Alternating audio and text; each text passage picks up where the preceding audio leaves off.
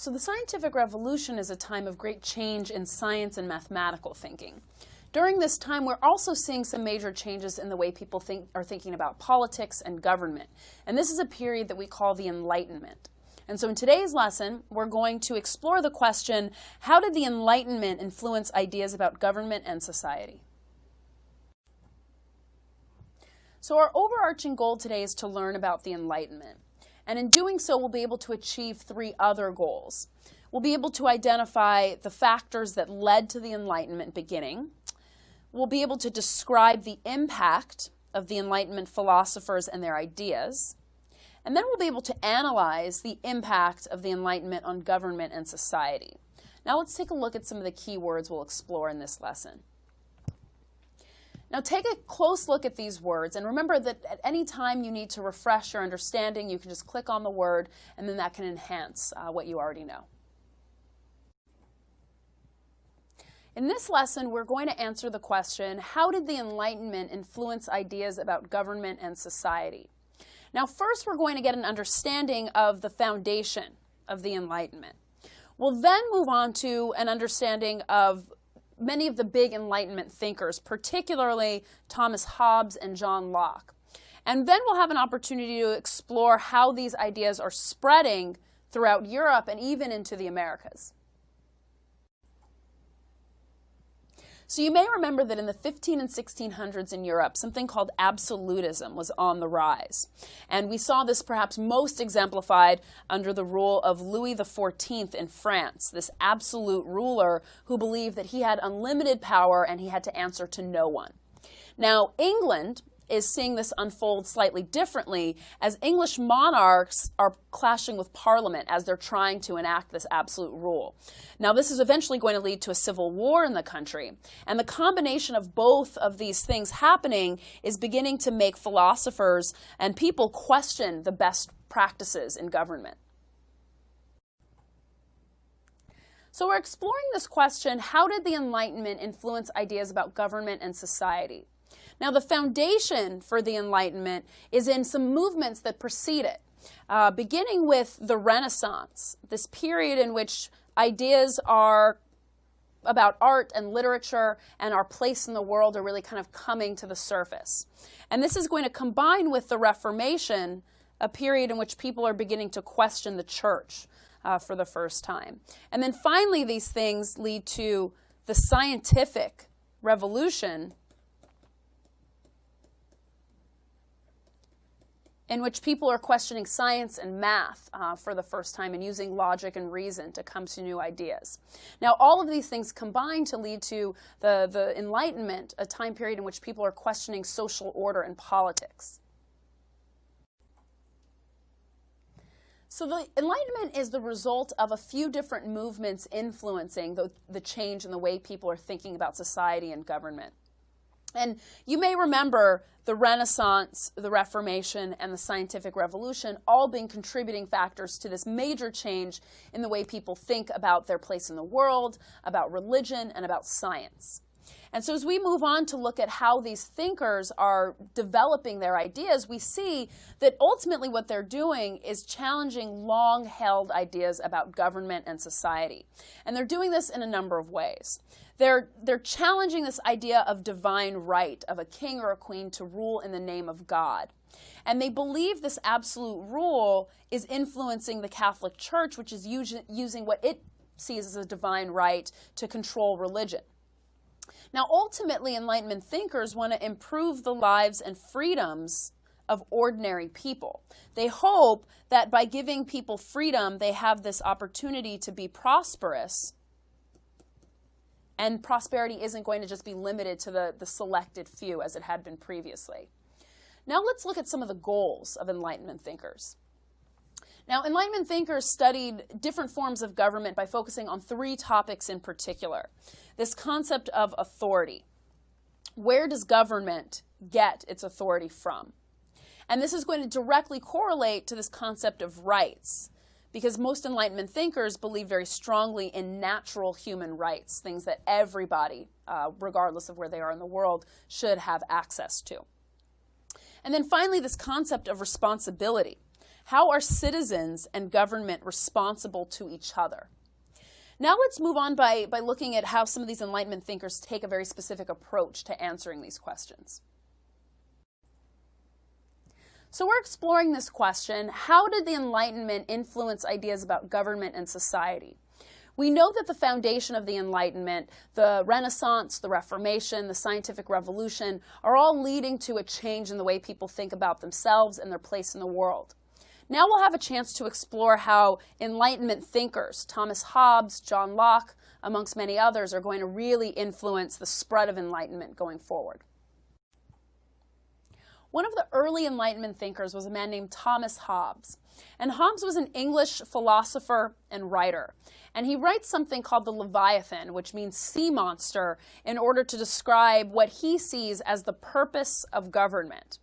Now, in a moment, we'll look a little further at what he sees as kind of the purpose of government and how government should fulfill that purpose. There's something called the social contract. But he creates his ideas out of his premise that people are naturally selfish and violent.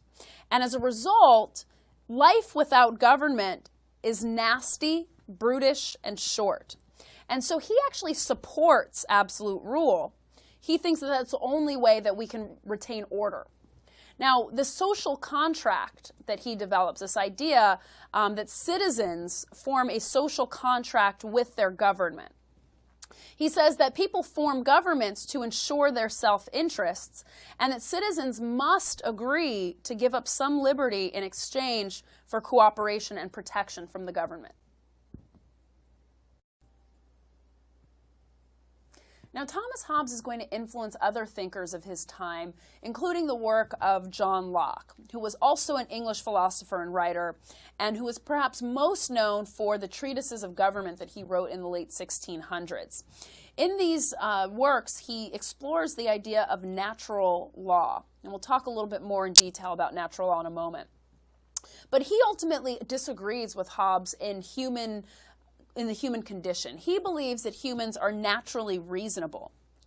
And as a result, he's going to disagree with Hobbes in some ways, but he's going to build upon Hobbes' ideas in other ways. He believes that the social contract should be used in conjunction with supporting and protecting these natural rights that he believes so strongly in. And John Locke's work is going to actually influence the American colonial and the American constitutional system much later on. Now, as we look forward into more detail about Locke's idea of natural rights, we see that he believes that all humans are born with these so-called natural rights. Now, the natural rights as he sees them are life, the freedom to live as you'd like to live, liberty, the freedom to live within the constraints of law, and property, the freedom to own your own goods.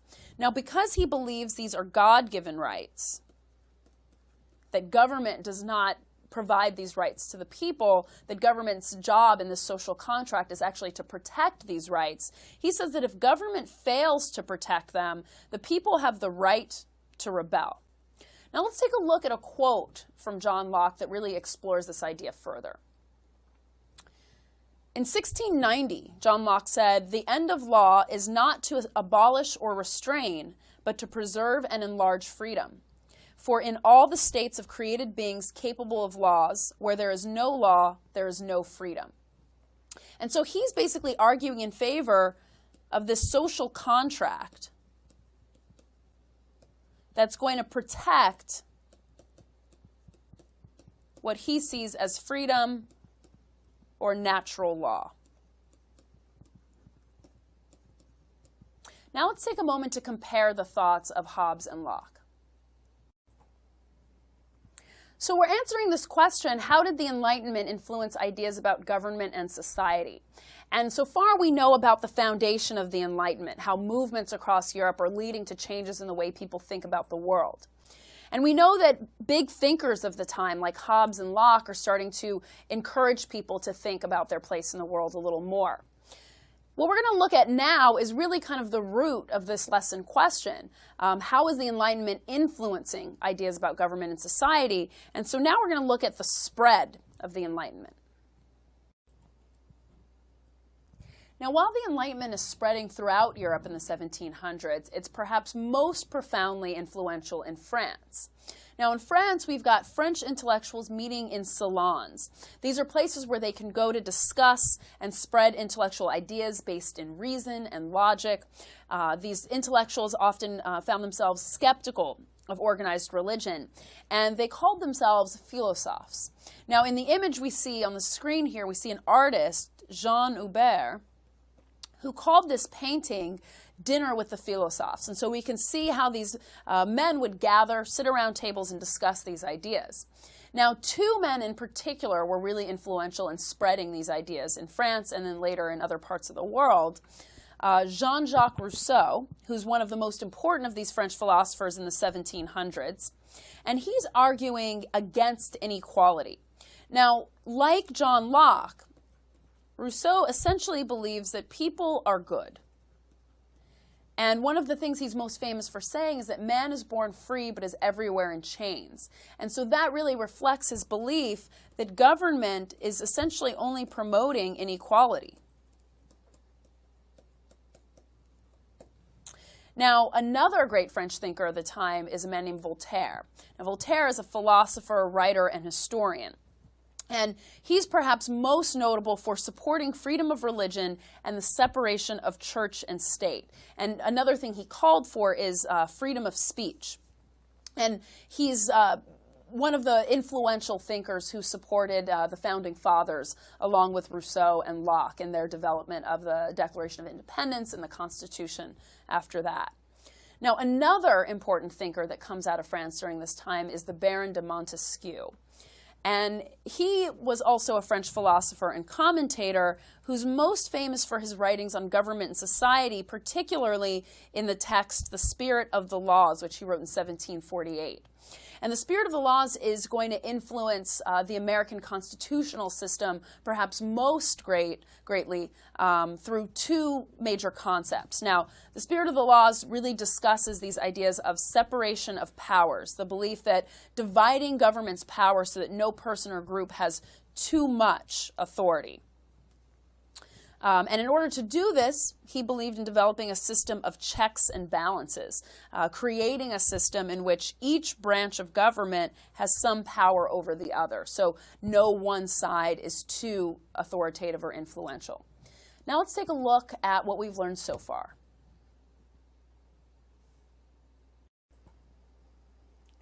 So the Enlightenment is going to impact the world in a number of ways. We know that during this time there's this increased belief that people could improve government and society. We also know that some monarchs are starting to embrace Enlightenment ideals, like Frederick the Great of Prussia. Now, in Prussia, King Frederick is enacting some reforms to provide freedom of religion, to improve the criminal justice system, to improve education. These gains are seen as being really influential towards creating equality for all people. The Enlightenment also inspires revolutions in America and France. And as a result of the Enlightenment, we're seeing this increased support for representative government. The value of the individual worth is spread to common citizens. And so for the first time, we're starting to see people speak on behalf of the wants and needs of common people. Now let's review a timeline of some of the major events of the Enlightenment. We know that it begins sometime in the mid-1600s when Thomas Hobbes publishes his ideas about the social contract. And the Enlightenment ends right around 1800, but the influence of the ideas that are brought forth during the Enlightenment are actually going to continue through the 19th century. Now, as we look at how some of the other events that are happening in the Western world kind of come together during this Enlightenment, we see that the English Civil War ends the same year that Thomas Hobbes is publishing his ideas about this social contract. And it actually, the Enlightenment actually begins just after the scientific revolution began. And so these two major movements are going to coincide over time together. And as you can see, there are some other major events happening around the same time. The Glorious Revolution is happening just as John Locke is publishing his two treatises. The American Revolution begins shortly after some of the influential ideas of John Locke and Montesquieu and Rousseau have evolved.